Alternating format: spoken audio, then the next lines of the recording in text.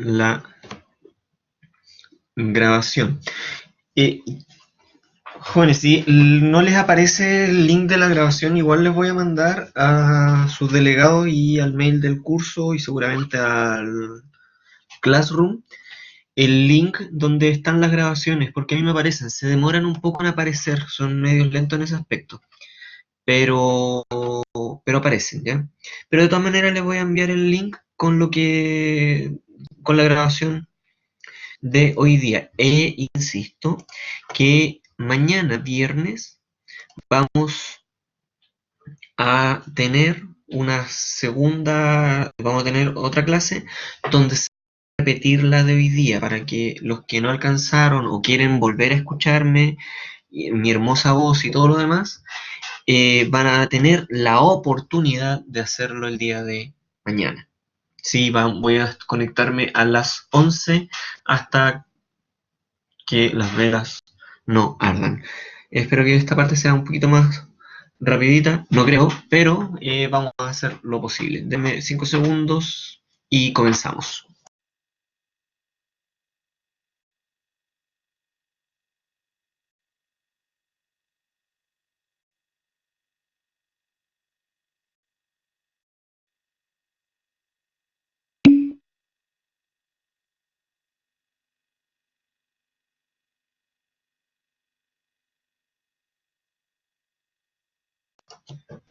La idea es terminar el PPT hoy, eh, porque mi idea inicial era hacer la parte de fisiología, del repaso de fisiología hoy día, y hacer la parte de enfermedades renales mañana para verlo con tiempo, con más detalle. Pero me solicitaron que repitiera la clase, entonces voy a hacer lo posible por terminar este PPT hoy día. Les recuerdo que de todas maneras queda grabado, ¿sí? Empecemos entonces. ¿Qué nos dice esta parte de enfermedades renales? Vamos a ver. ¿Qué nos dice enfermedades renales? Cuando nosotros habíamos hablado de las enfermedades renales, habíamos visto que los riñones participaban en una gran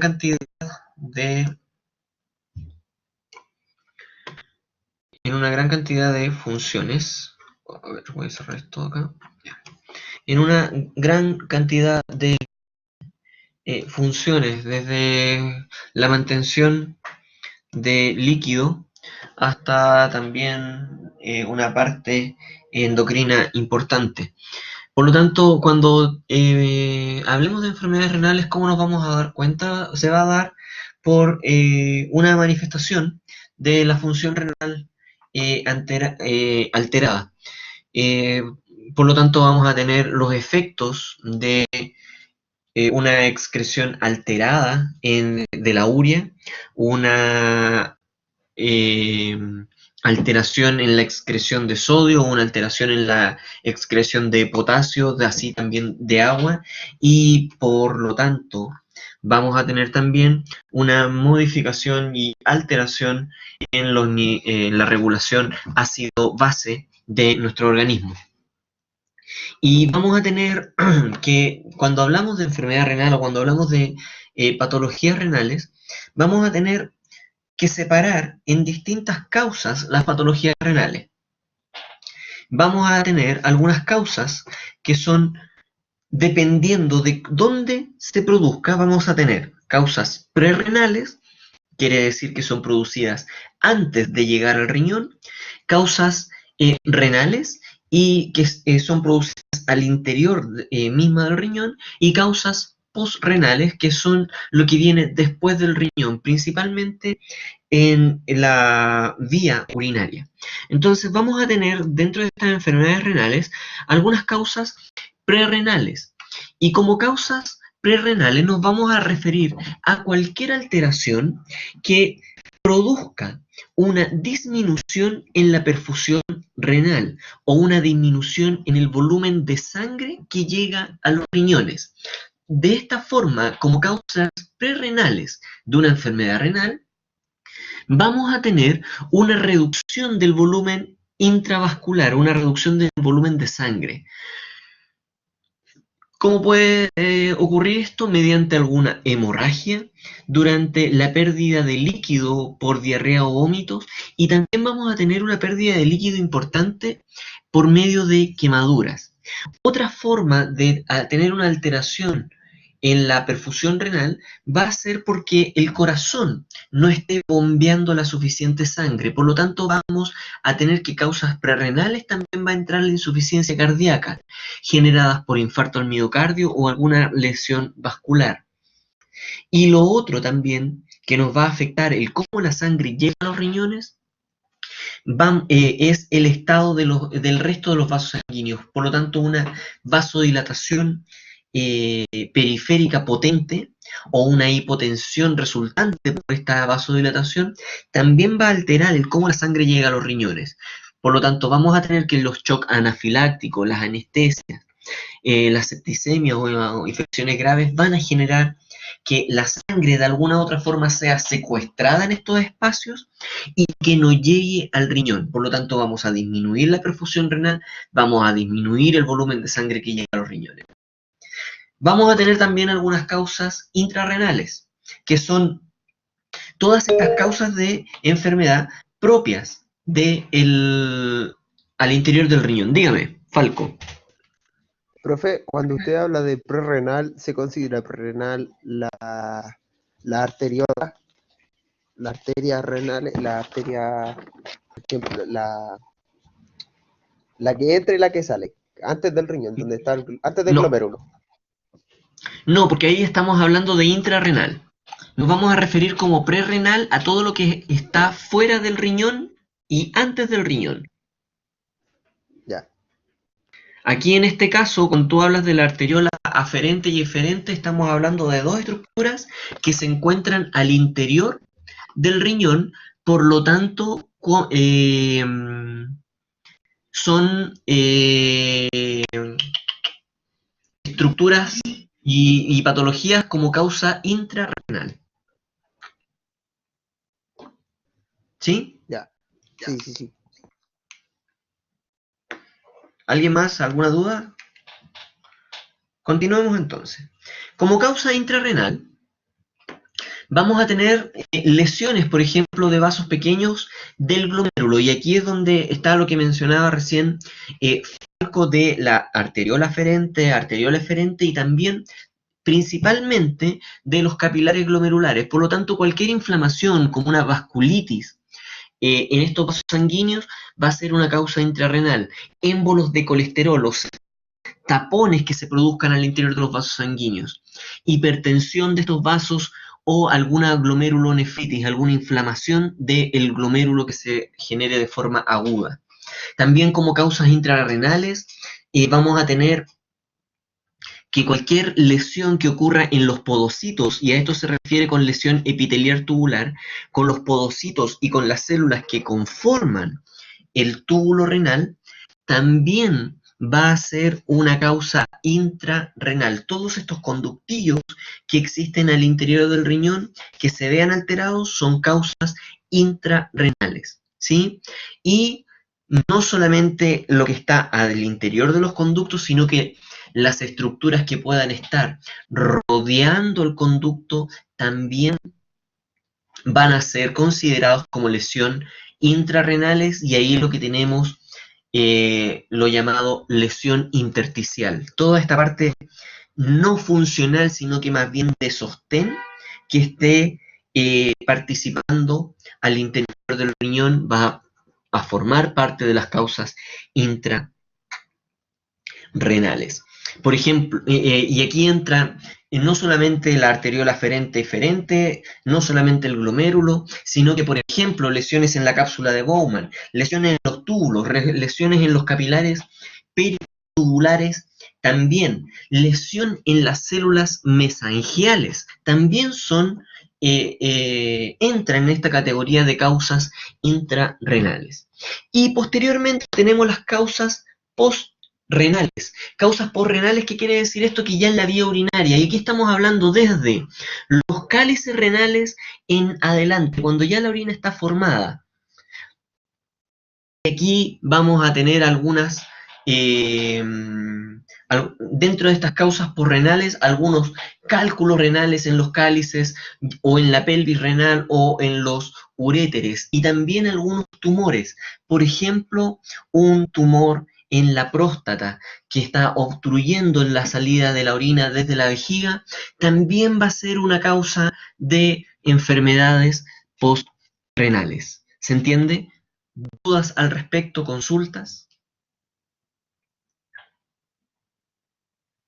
Continuemos entonces. Dentro de las patologías renales, una de las principales que van a poder encontrar es la lesión renal aguda. La lesión renal aguda es una lesión producida por un grupo muy heterogéneo de trastornos que tienen en común un deterioro tremendamente rápido de la función renal. Ahora, ¿qué características van a cumplir todos? Que van a dar lugar a la acumulación de desechos nitrogenados. No vamos a poder eliminar urea, por ejemplo, no vamos a poder eliminar amonio, no vamos a poder eliminar amoníaco tampoco. ¿De qué va a depender? Y aquí ustedes pueden ver, por lo tanto, que la creatinina y la urea van a estar aumentadas, y a eso se refiere con azotemia, con estos compuestos nitrogenados en sangre, ¿sí? Si nosotros observamos valores superiores a 1,3 miligramos por decilitro de creatinina, nosotros vamos a estar hablando de una azotemia, al igual que valores mayores a 40 miligramos de urea, también vamos a estar hablando de una azotemia elevada. Ahora, no solamente vamos a encontrar azotemia como anormalidad en una lesión renal aguda, va a depender de en qué momento de esta lesión renal aguda estemos atendiendo a nuestro paciente. Porque junto con encontrar estos compuestos nitrogenados acumulados en sangre, es muy común también que los pacientes presenten una disminución en la producción de orina, y es esta disminución en la producción de orina la que genera la acumulación de los compuestos nitrogenados también. Esa disminución en la producción de orina se llama oliguria. Por lo tanto, la oliguria, si bien puede o no estar presente, también es una modificación que nosotros vamos a tener en una lesión renal aguda. ¿Se entiende? ¿Cómo nos vamos a dar cuenta de esta lesión renal aguda? Principalmente por la acumulación de estos desechos nitrogenados. Y vamos a tener distintas causas para la lesión renal aguda. Vamos a ver que tenemos algunas causas prerrenales de la lesión renal aguda. Dentro de estas lesiones prerrenales, tenemos que tener primero claro una pequeña cosita, que la filtración es las principales funciones del riñón. Por lo tanto, esta filtración dependía de la presión hidrostática, ¿verdad? Y la presión hidrostática es una de las fuerzas de Starling. Por lo tanto, cualquier alteración que modifique las fuerzas de Starling determinará el cómo funciona la filtración, ¿sí? Entonces, si nosotros tenemos una placa de ateroma en la arteria renal, quiere decir que el flujo sanguíneo hacia el riñón se vio disminuido. Es una causa, por lo tanto, prerrenal, la placa de ateroma en la arteria renal, de una lesión renal aguda. También una hipovolemia generada por algún traumatismo, pérdida de sangre importante, va a generar que menos cantidad de sangre llegue a nuestros riñones, generando una lesión importante a nivel renal. Y por último, la insuficiencia cardíaca, un corazón que no está bombeando con fuerza sangre hacia nuestros riñones, también es causa de una causa prerrenal de lesión renal aguda. ¿Sí? Estos tres aspectos, o estos tres tipos de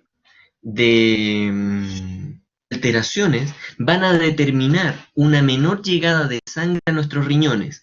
Recuerden que riñones que estaban funcionando al límite del uso de oxígeno y que una de sus principales funciones e índices es la filtración glomerular. Si nosotros producimos estas tres alteraciones antes de que la sangre llegue al riñón, vamos a disminuir la cantidad de sangre que llega al riñón, por lo tanto vamos a disminuir su perfusión, vamos a disminuir la filtración, y si disminuye la filtración glomerular, nosotros vamos a tener una acumulación de estos compuestos nitrógenos. Falco, usted tenía una pregunta. Profe, cuando habla de ¿la placa de ateroma da lo mismo en el lugar en el que esté o necesariamente tiene que estar cerca de los En riñones este o cerca de caso, los... sí, en este caso me refiero exclusivamente al, a la arteria renal. No da lo mismo donde esté la placa de ateroma. La placa de ateroma puede estar en la arteria pulmonar y no nos va a afectar, no nos va a afectar en los riñones, digamos. Entonces, si nosotros de forma exclusiva tenemos una placa de ateroma en la arteria renal, vamos a generar con esto una disminución de la perfusión del, de la perfusión renal, exclusivamente sin afectar a los otros órganos necesariamente. Profe, ¿y se puede producir desde una placa de ateroma en la arteria renal una isquemia dentro de la misma arteria? Sí, sí, se puede, si la placa de ateroma crece y se obstruye completamente la arteria, vamos a tener un cuadro de isquemia importante. ¿Igual se consideraría una lesión renal aguda o sería otro tipo de lesión? Sí, sería aguda y con una causa prerrenal. Ya. ¿Sí? Ahora, como causa intrarrenales de esta lesión renal aguda, vamos a tener, por ejemplo, algunas inflamaciones. Por lo tanto, como causas intrarrenales puede deberse a enfermedades inflamatorias específicas, como algunas vasculitis que ocurran en los vasos sanguíneos ahora al interior del riñón, algunas glomerulonefritis e incluso algunas lesiones inducidas por algunos medicamentos. Hay algunos medicamentos que lamentablemente e invariablemente generan algún daño renal. Por ejemplo, algunos antibióticos que son derivados de aminoglucósidos. Eh, Estos antibióticos son unos antibióticos bactericidas que detienen el crecimiento bacteriano y actúan sobre los ribosomas de estas bacterias. Por lo tanto, detienen el crecimiento y generan, como actúan sobre los ribosomas, la producción de proteínas anómalas. Ahora, esto genera igual que actúe sobre los riñones.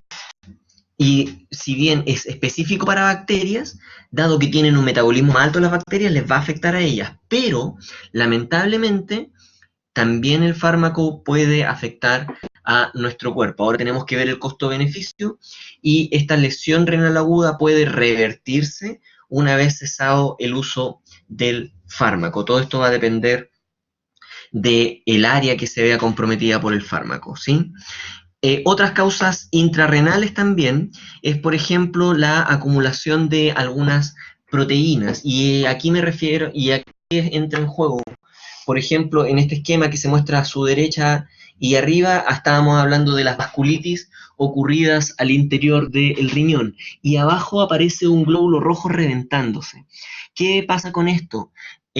Tanto la hemoglobina como la mioglobina, que son estas moléculas transportadoras de oxígeno, la hemoglobina al interior de los glóbulos rojos y la mioglobina al interior del músculo esquelético.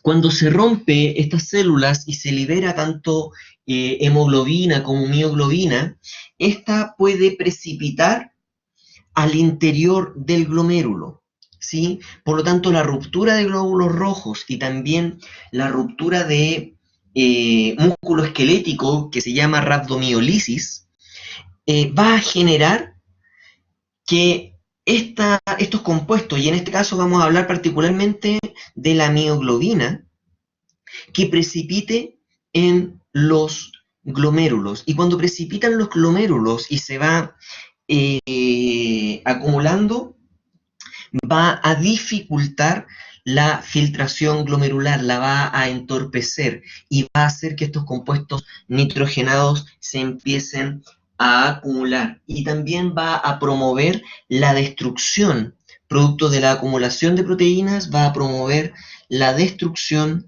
del glomérulo.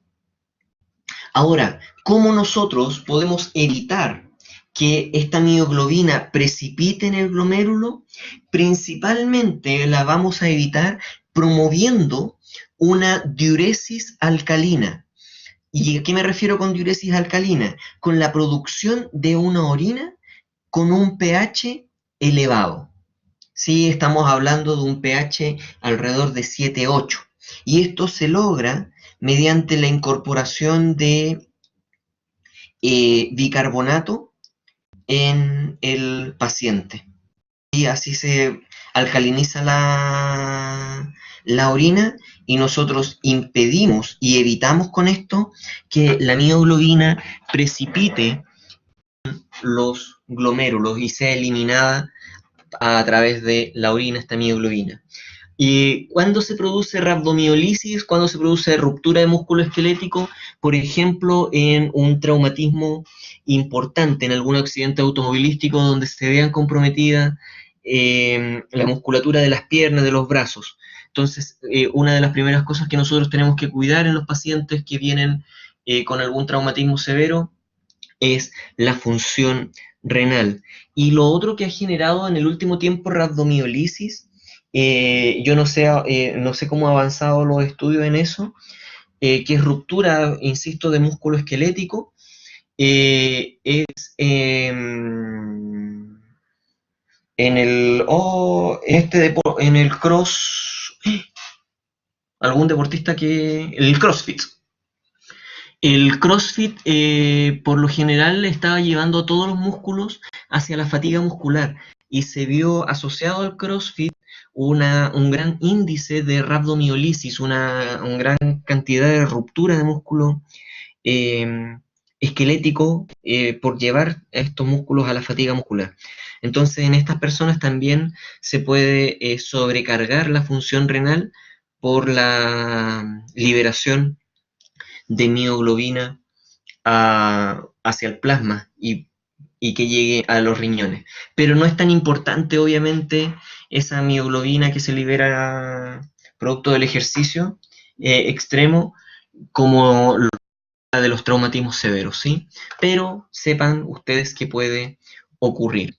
Y ahora, como causa posrenal de una lesión renal aguda, nosotros principalmente vamos a tener las obstrucciones, pero vamos a tener las obstrucciones principalmente a nivel de los uréteres, y ustedes lo pueden ver en estos dos esquemas, donde si bien acá aparece la uretra, pero en los uréteres, cuando nosotros tenemos una obstrucción, se empieza a acumular la orina en los uréteres y posteriormente también en la pelvis renal, generando que se empiecen a acumular los compuestos nitrogenados y empiece a afectar finalmente la función renal. Entonces, eh, estas lesiones renal agudas se pueden explicar por estas tres causas a los distintos niveles. Ahora, cuando tenemos una lesión renal aguda, independiente de que la causa sea prerrenal, intrarrenal o postrenal,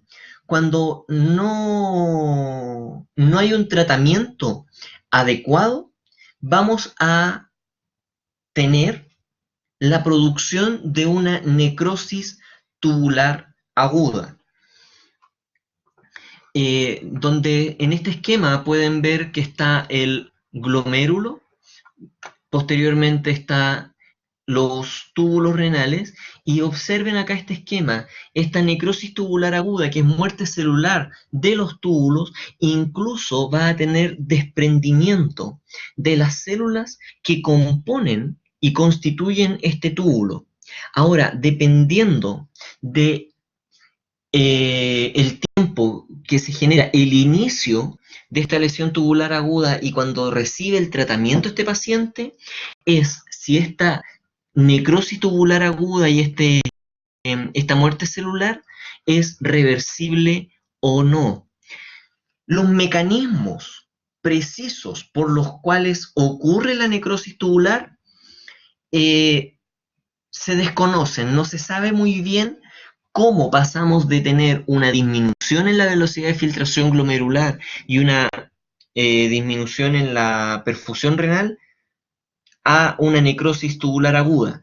Uno podría entender que una disminución en la perfusión invariablemente va a generar con el paso del tiempo muerte celular y por ahí se podría explicar esta necrosis tubular. Pero se han propuesto de esta forma también algunas teorías que se resumen en este mapa conceptual. ¿Qué es lo que ocurre normalmente? Nosotros vamos a tener una hipoxia en la médula renal y que va a estar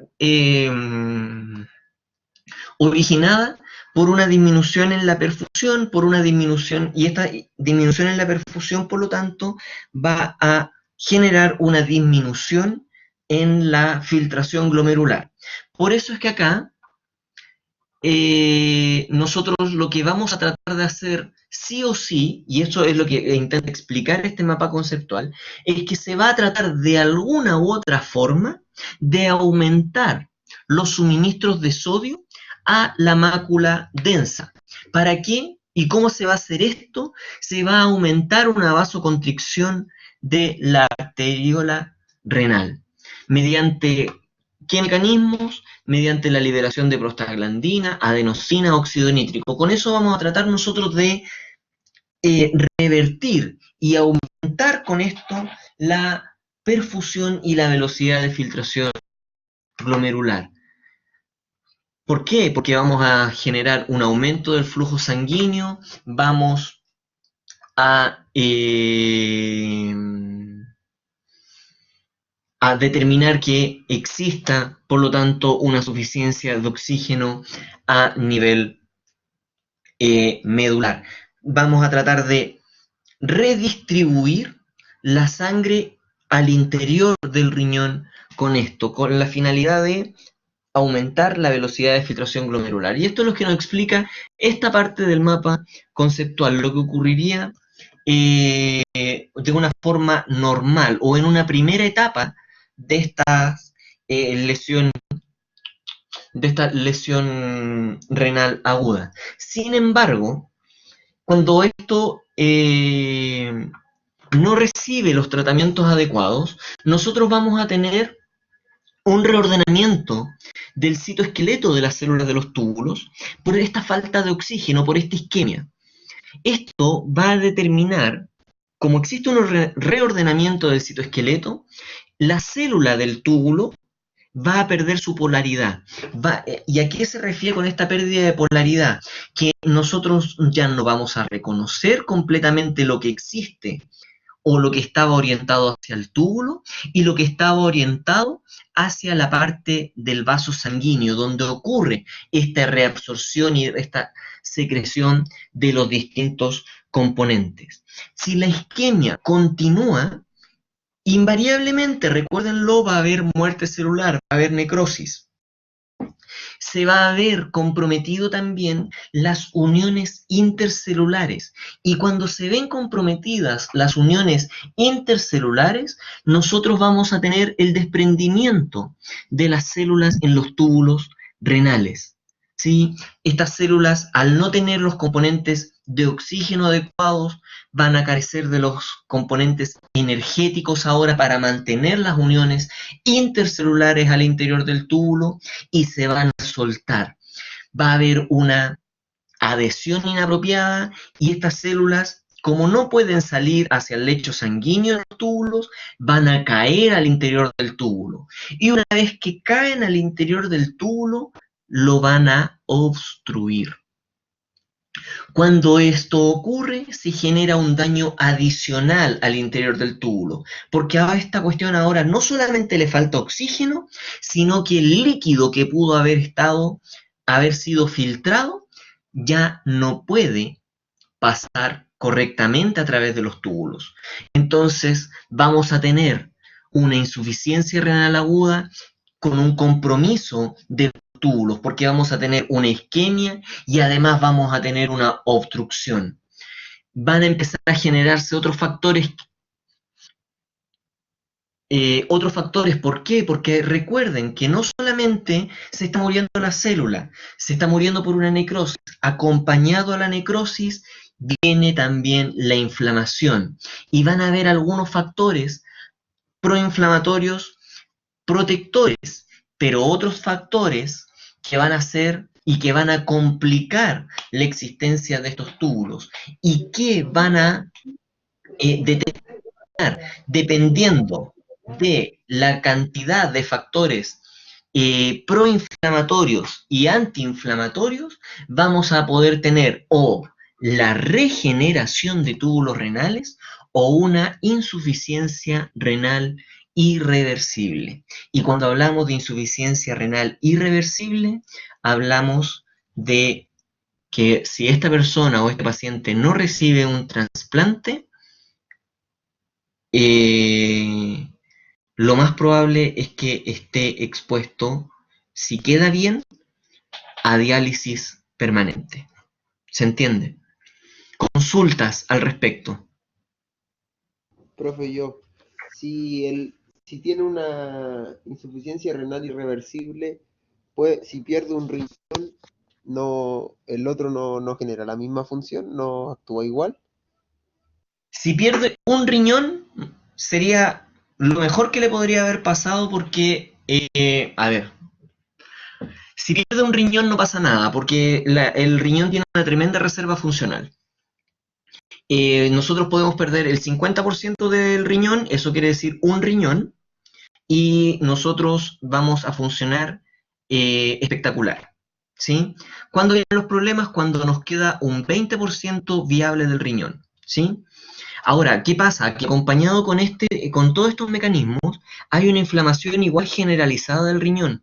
Por lo tanto, el riñón puede estar bien y ser funcional o ser viable todavía, pero está inflamado y eso dificulta también su función.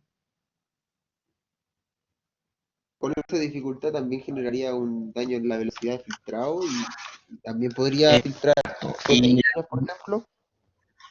se Filtrar. podrían empezar a filtrar proteínas y no tan solo se podrían empezar a filtrar proteínas, sino que se empiezan a retener ciertos compuestos, se empieza a retener compuestos nitrogenados, se empieza a retener de forma importante urea, y que es bastante tóxica la urea y que genera modificaciones conductuales también, y se empieza, como la filtración glomerular disminuye. ¿Qué quiere decir esto? Que la filtración realmente no está ocurriendo, por lo tanto empieza a haber retención de líquido, no solamente de urea, sino que empieza a haber retención de agua, empieza a haber retención de sodio también, y aparte de los otros desechos como la urea. Entonces, es ahí el problema, y eso es lo que se muestra en la siguiente diapositiva. ¿Qué pasa? Que cuando nosotros tenemos, y es por eso que se muestran estas manifestaciones clínicas, cuando nosotros tenemos una lesión renal aguda, nosotros lo que tenemos es una filtración deficiente. Esta filtración deficiente, ¿qué quiere decir? Que nosotros estamos perdiendo la capacidad de excretar agua, perdiendo la capacidad de excretar sal y los desechos. Entonces, ¿qué pasa si nosotros perdemos la capacidad de excretar agua? ¿Qué pasa con la cantidad de sangre o la presión sanguínea si nosotros empezamos a retener el agua? Lo que ocurre es que la presión sanguínea aumenta. ¿Sí? La presión sanguínea aumenta y por lo tanto el esfuerzo que tiene que hacer el corazón, y ahí empezamos con los problemas, que no solamente se va a ver dañado el riñón, sino que empieza a haber alteraciones en otros órganos. Entonces, tenemos que dentro de esas manifestaciones clínicas, por lo que tú mencionabas, Falco, tenemos que hay una fatiga y un malestar general. Esto producto de la pérdida de la capacidad de excretar el agua, la sal y los desechos. Vamos a empezar a tener problemas a nivel del corazón. ¿Por qué? Porque empieza a generarse un aumento en la presión tal que empieza a aparecer un tercer ruido cardíaco o que se llama también latido galopante. Y esto, no sé, ojalá lo puedan escuchar y si no lo escuchan aquí, lo más probable es que cuando ustedes escuchen la presentación en sus hogares sea mucho más evidente. Ahí se escuchaba y es muy sutil. Ese es un latido normal.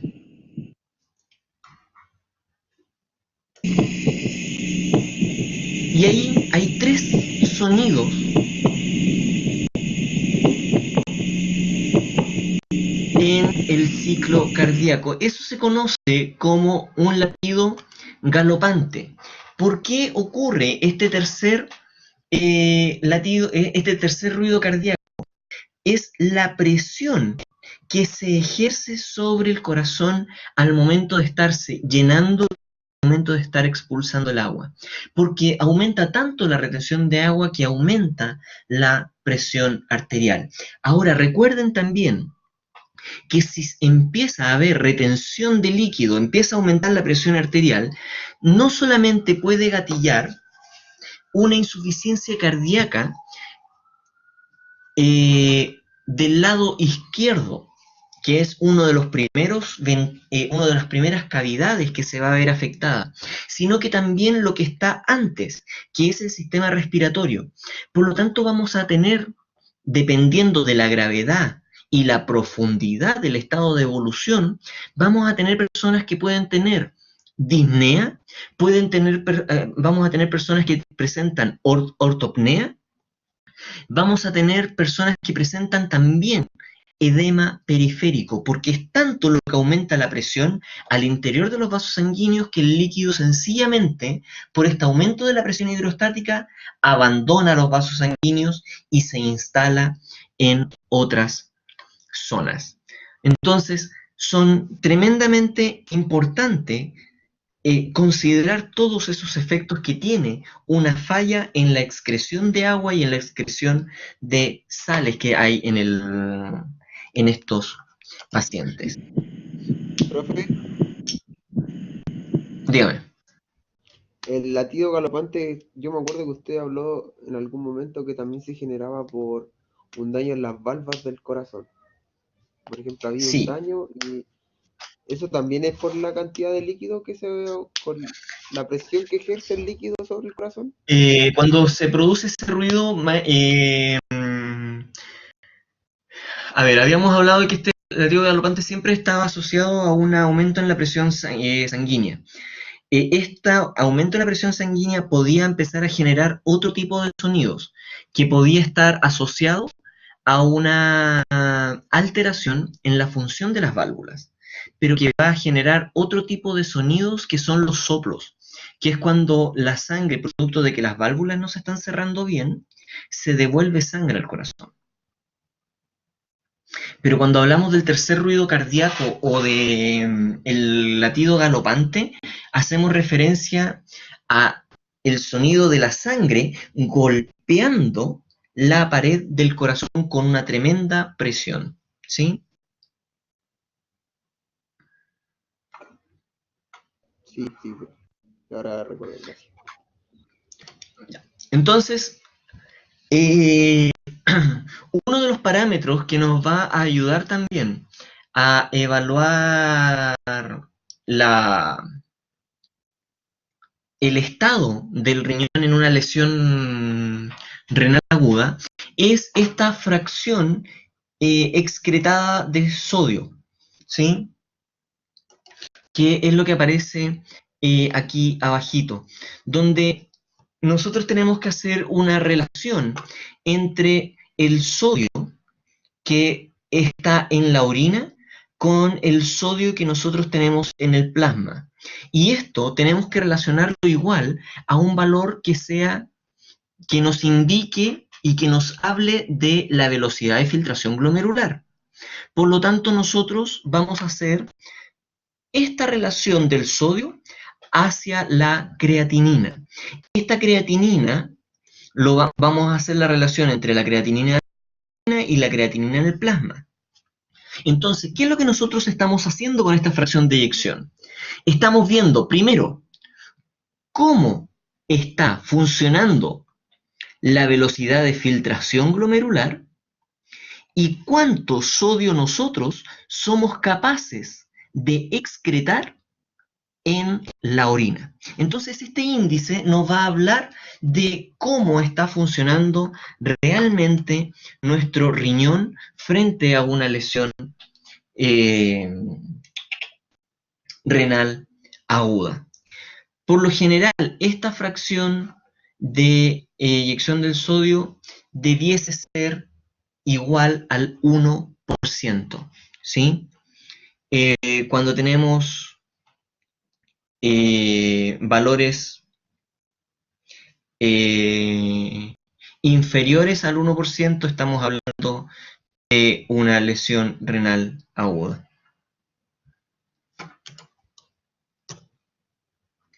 Ahora, tenemos esta lesión aguda y tenemos una lesión también que es crónica. Nosotros tenemos que tener claro que esta lesión aguda, lo crónico y lo agudo, primero depende de una intensidad, donde lo agudo tiende a ser mucho más intenso que lo crónico. Lo crónico es más bien de un inicio insidioso, de baja complejidad y que va aumentando en complejidad con el tiempo.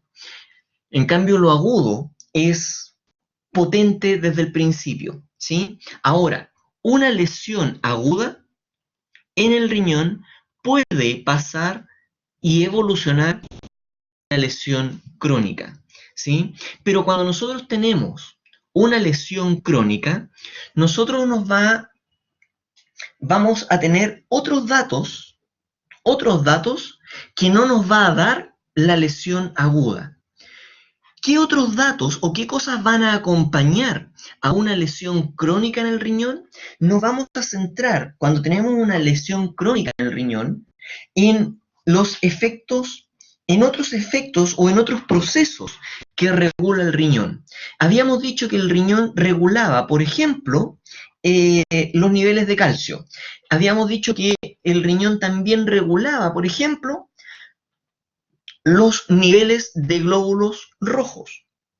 Entonces, cuando nosotros tenemos una lesión crónica en el riñón, vamos a tener acompañado a la lesión crónica del riñón problemas en los huesos, por ejemplo. ¿Por qué? Porque hay una disminución o una alteración en los equilibrios de calcio por parte del riñón. Por lo tanto, acompañado a una lesión crónica renal, van a empezar a aparecer algunas osteodistrofias. Acompañado también a lesión renal crónica, vamos a tener, producto de que nos falta ahora eritropoyetina, seguramente podemos tener anemias. Y son datos típicos que sugieren una evolución crónica. Recuerden que recién vamos a tener datos de glóbulos rojos cuando hayan pasado 120 días de que empieza la enfermedad renal a que nosotros la podamos detectar en los glóbulos rojos. Esto depende de la vida media que tienen estos glóbulos rojos. Por lo tanto, cuando tenemos una anemia, podría ser un dato que nos indique una lesión renal crónica. Además, ¿Cómo? Los riñones regulan la excreción de urea, vamos a tener asociado acumulación de urea y con esto algunas neuropatías, ¿sí? ¿Cuáles son las causas de la insuficiencia renal crónica? En primer lugar, y punteando por lejos, la primera causa es la diabetes mellitus, ¿sí? La sigue muy de cerca la hipertensión y comparten casi en segundo lugar, pero un poco más atrás, está la glomerulonefritis o esta inflamación que pueda existir en el glomérulo. ¿Sí? Ahora, ¿cuál es la diferencia también lamentable que existe entre una insuficiencia renal crónica y una insuficiencia renal aguda? Que cuando nosotros hablamos de una insuficiencia renal crónica, nos estamos refiriendo a que existe una pérdida irreversible de los nefrones, a diferencia de lo que ocurre en una insuficiencia renal aguda, que puede ser potencialmente reversible y volver a la normalidad. Sin embargo, en una lesión renal crónica hay una pérdida irreversible de nefrones, ¿sí? ¿Qué va a generar esta pérdida irreversible de nefrones? Va a generar una mayor carga funcional en los nefrones que son viables. Entonces hay un menor número de nefrones que tienen una mayor carga funcional, generando con esto a su vez una mayor presión o un aumento en la presión de filtración glomerular y con esto una hiperfiltración. Por lo tanto, aumenta la presión en las nefronas vivas y esto mismo va generando un daño en el riñón que está, o en las porciones del riñón que son viables, generando una fibrosis y la formación de una cicatriz. Cuando se empiezan a generar cicatrices en el riñón, es lo que nosotros vamos a conocer como esclerosis glomerular. ¿Cuál es el problema de esto? Que el riñón tiene una tremenda reserva funcional. Se puede perder el 50% de los riñones y aún no hay una evidencia real del deterioro funcional. Cuando queda solo el 20% del riñón, de los riñones, se observa cierto grado de azotemia, ¿sí? Pero tiene que quedar un 20% de los riñones. Por esto, jóvenes, es que las personas que han donado un riñón o reciben un riñón por trasplante pueden vivir con un riñón tranquilamente, por esta enorme reserva funcional que tienen los riñones, ¿sí? Entonces nosotros con un riñón podemos vivir felices, sin notar que hay un deterioro funcional, ¿sí? Cuando es evidente, quiere decir que nos queda el 20% de los riñones viables. Ahora, ¿cómo ocurre la patogenia? Tener que existen productos de desechos que empiezan a ser retenidos. ¿Qué productos de desecho? Productos principalmente nitrogenados del metabolismo de las proteínas, ¿sí? Otra alternativa es que los productos que están normalmente en circulación ahora estén en cantidades aumentadas, como por ejemplo algunas hormonas, ¿sí? Y lo otro es que algunas sustancias que eran producidas por el riñón ya no estén. Como por ejemplo la eritropoyetina. Si nosotros nos muere el riñón, eritropoyetina vamos a tener disminuida. ¿Cuáles son las manifestaciones clínicas que tiene una lesión renal crónica? Vamos a tener principalmente alteraciones en el equilibrio del sodio y el estado del volumen. Hay retención de sodio y con una retención de sodio hay retención de líquido, hay alteraciones en el equilibrio del potasio, hay una hiperpotasemia, aumenta el potasio en sangre. Cuando se produce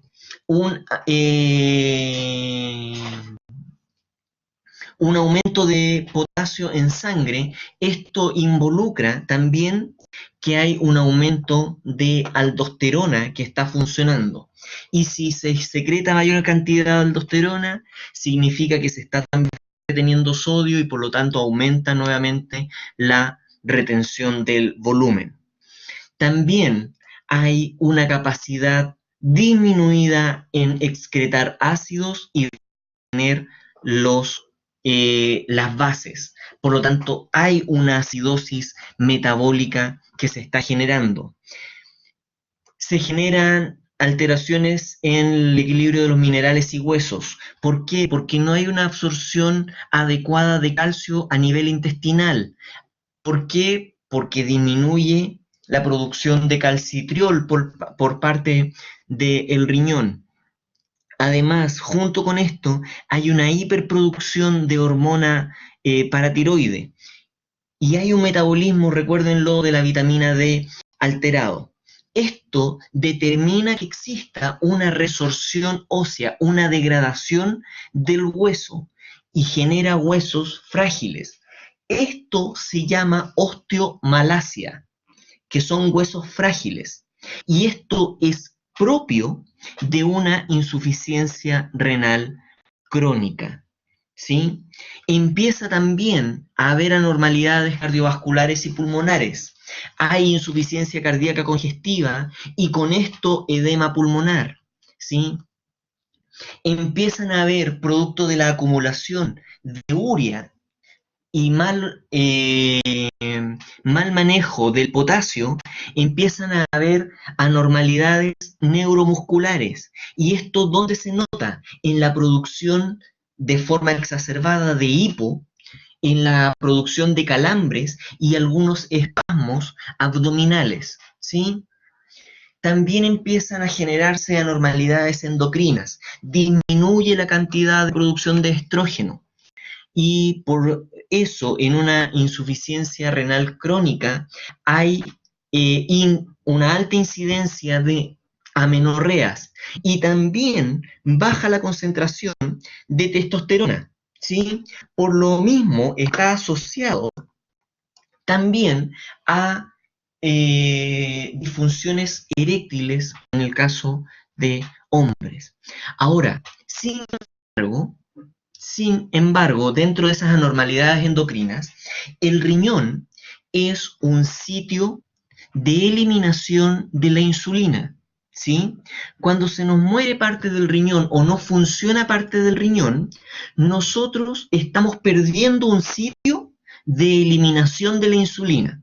Por lo tanto, la vida media de la insulina aumenta, ¿sí?